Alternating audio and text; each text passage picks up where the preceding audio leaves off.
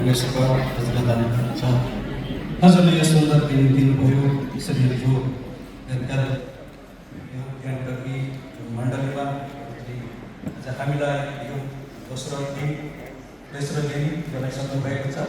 यसरी जो तपाईँको आफ्नो दासमा भइकन तपाईँले तपाईँको जिउको वचन दिनुभयो, यसरी प्रभुजी जो हामीले जो मण्डलीले जो बनाएको आधार वचन हिब्रू 10:35लाई आदरणीय बनाइकन प्रभु तपाईँको अगाडि हामी उपस्थित भएको छौँ।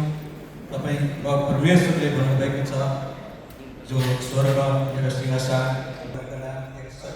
यसैया 66:1 प्रभुजी यसरी नै प्रभु तपाईँको पावदरमा हामी दर्शन अनुसार तपाईँको चरणमा पुगेको छौँ र सबै मण्डली मिलिकन प्रभुजी जो यिर्मया 33 प्रभु यीशु मसीहसँग जो कनेक्ट हुने तपाईँलाई निवेदन चढाउने तपाईँको नजिक आउने पद दिनुभएको छ।